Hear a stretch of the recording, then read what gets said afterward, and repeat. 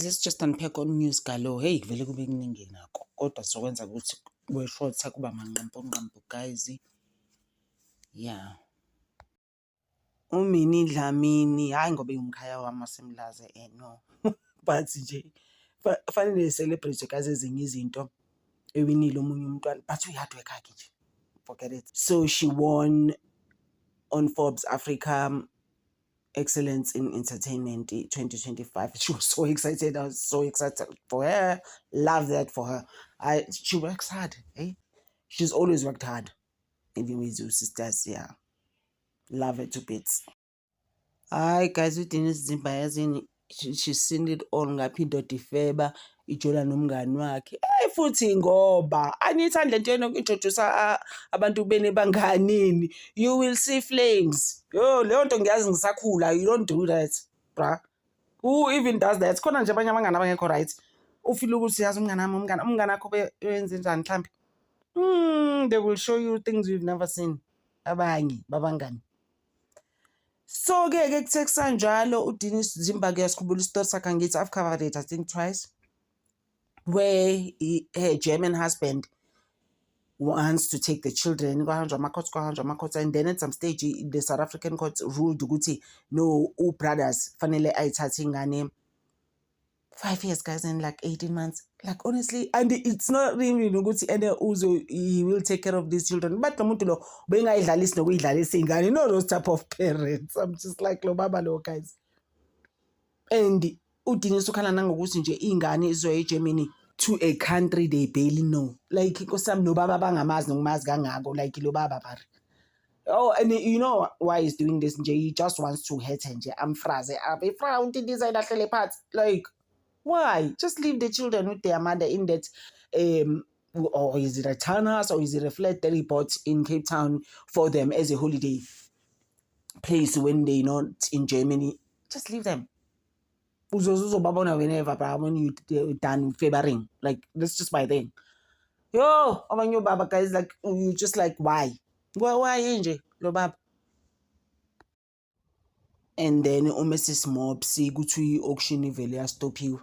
Khona some guardian angel that came for them, but that would be nice guys. I mean, I'm for and I was even worried to she's not coming back to the mommy club, she's going through a lot, and she also did mention, you know what, mahomuntu ungawa pants, but you will stand up again, you know.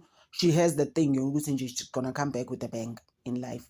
Yeah, but now I beg imali guys, be right, because but actually umuntu extravagant yen, not the husband, because you know some husbands maybe rich kakhulu banikeza abafazi babo imali and then the bafazis don't know how to use the money, you know. And ikuthola abantu bake bathola almost R1 billion in some business deal. I don't understand, where is that money? At times we as ukuthi kwenzakalani guys, what's going on? So in net banking athi stop again. The auction, it didn't really go through anymore. It was stopped. Ngoba chances are there's some guardian angel that actually came for them. We don't know guys, but we wish them the best. I do love her to bits as well. Mrs. Mopsy. Yeah guys. Guys, this is Same lapho guys ngegossip nomngozi wase South Africa. Now omningi, oh my word. Thank you so much guys, ngithatha over. Guys, I don't know how I forgot to add this story because I've been meaning to do it from yesterday. This is story Sky J-Lo. Hi guys, I couldn't believe it. How the story goes, it's been on socials, Facebook, even on Twitter I saw it a bit. What happened was uthatha ingane usistazi una some event in Dubai. I athathe this child called Jesus, but I'm thinking mhlambu Jesus yabazi ahambe naye eDubai, uyistylist and ungathi uyaziwa very young. How maybe figure eDubai ingane iphathwe igule, iphathwe bathi pneumonia, ithathwe yiswe esibhedlela ingane, ahambe usisi abuyele eUS, ishone ingane. The child actually passed away there. You can't get your child because really like mncane nomntwana ashone. And then bese kubo ke nje bacela ukuthi I know it's fine J-Lo, sicela nje usize nje just to repatriate him, to bring him back home. That's all we're asking from you. Ubani ngingena mhlambe we Guys, kanjani kuwena oyesasingane wayesi Dubai? Noma sekuthiwa unenhliziyo embi kanjani? Who even does this, guys? You know what happened? Avele Kylie Jenner sayibonke yamazi umntwana nami uke wangenza ama-braids. And the reason why he even went there to Dubai was to like do style, do braids, abone izinto ezikanjalo. Hayi athi uKylie Jenner, no, it's fine now, bring him home. Cabanga guys, ibhiliyone eyingane nayo ngokwayo. uKylie Jenner. Usisile ugogo, nothing. And it's not like she doesn't have money, guys. uJlo to bring the child back. She does.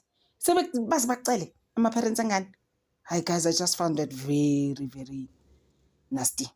It's not nice. Like who even does things like that. So ningabi le type ama-celebrity naziwe ngalezo zinto ey'kanjalo. It's not right. Ukubona. This is why no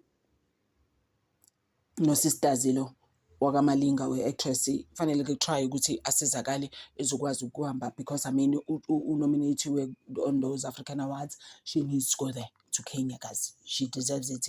I just feel ukuthi also it's actually maybe heavy on her money wise, you know. She can't afford it and we must just help any way we can. But I was just like, even the cultural people, the minister whose brothers lo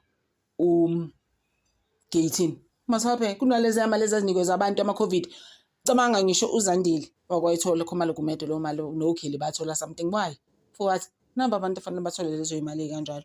There are building societies. Hayi abantu abamaphiqiphiqi amaxoki njengoZandile nokheli ukhumalo. Siyabonga guys, thank you.